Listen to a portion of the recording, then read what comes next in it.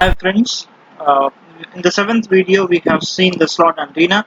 Now we will try to learn about the microstrip antenna. Okay, now microstrip patch antenna. We'll see that. Okay, so right now this is a microstrip patch antenna. So in short, it is called as MSPA. In many books, it will be like MSPA, like microstrip patch antenna, right? So right now we can see uh, the microstrip patch antenna. The beauty of this patch antenna is that nowadays all the all the boards, all the electronic boards use this microstrip patch antenna, right?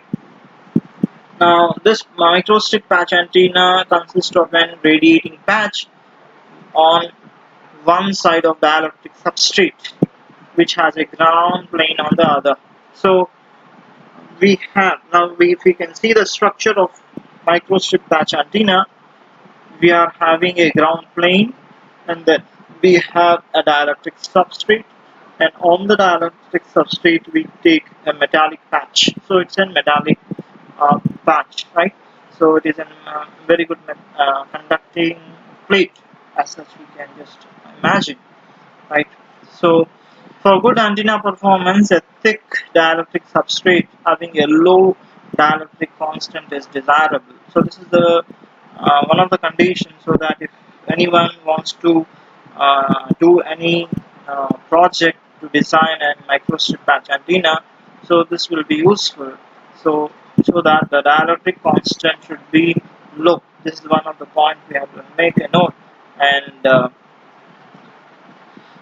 right, and then it should be, now the thickness also, it also matters, right?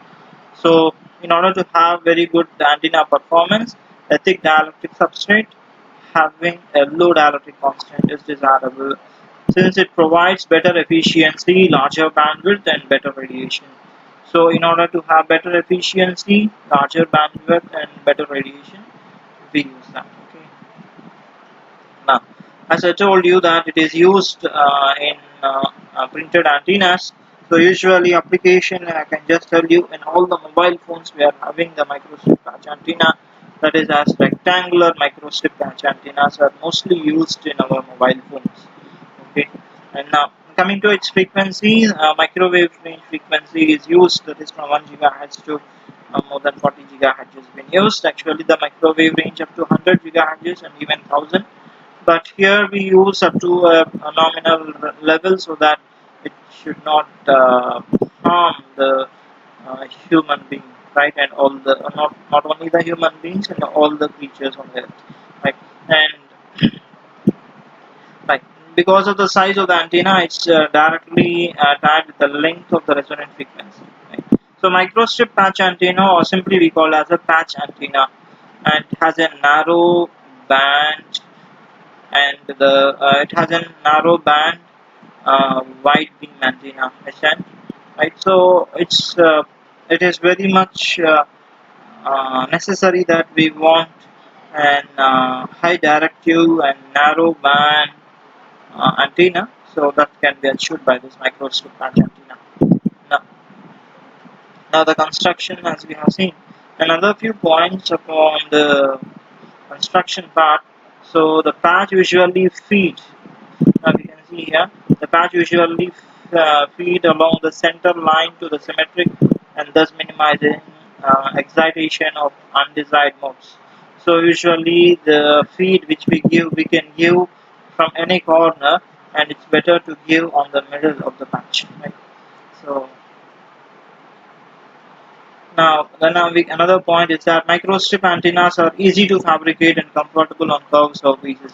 So we can easily have the construction of microstrip antennas, right? And then the directivity is fairly insensitive to the substrate thickness. So directivity is now it is not, that means the directivity is independent of it, okay, on the substrate thickness, right? Microstrip patch antennas patches in a variety of shapes, right? Rectangular, square, triangular, circular, etc. Now it means that the microstrip patch antennas, whatever the patches which we use, that patches can be of any shape. It can be like rectangular. If it is a rectangular patch, we call it as the rectangular patch antenna. If it is like circular, it is called a circular patch antenna, right? It depends upon the geometrical construction of the patch which we take, right? And it has its own, and it has this particular specific name, right? Now if you can see, this is a rectangular microstrip patch antenna structure. Now for us, it is important to just have the few parameters here. That is, ground plane we have, above ground plane we have a substrate. So substrate height we take as small h. The height of the substrate is small h. On the top of the substrate we just have a metallic strip, right, of a rectangular dimension. There it has length and the width, right? So length and the width, right? The yellow color shape here is the rectangular patch of length L and the width W, right? Then we have, as we discussed, we have different shapes of microstrip patches: a square, rectangular, dipole, circular, triangular, circular rolling, then elliptical, pentagon, and single slot radiator we have as narrow slot. Right, this will come as in terms of slots. Right.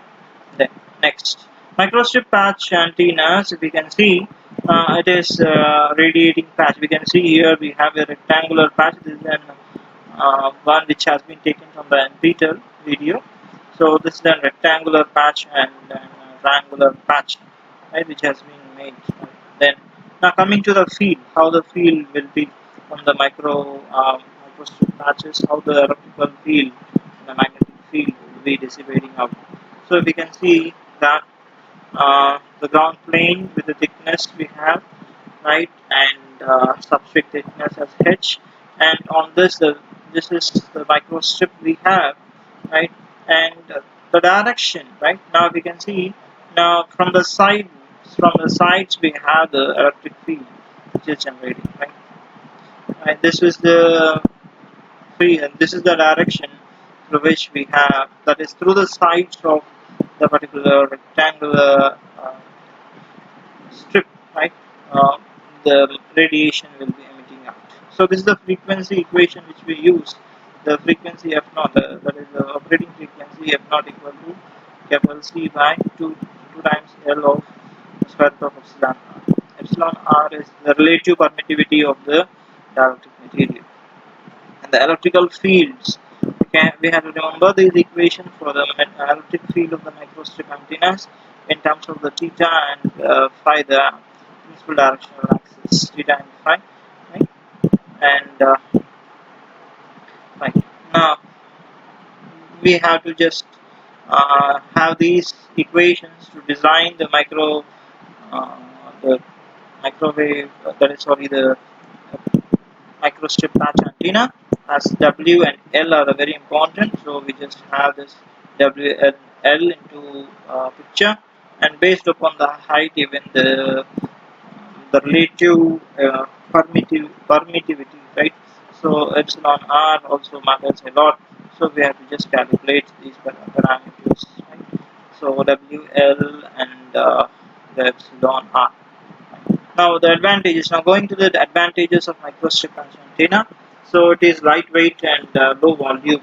So this very good advantage so that we use in mobile phone. Lightweight and low volume, and low profile planar configuration, which can be easily made conformal to fast surface. Right. And third point is that it has low fabrication cost, hence can be manufactured in large quantities. Right. The fourth point, it supports linear as well as circular polarization. That's very big advantage of microstrip patch antenna, where it supports linear polarization and circular polarization. And it can be easily integrated with microwave integrated circuits, right?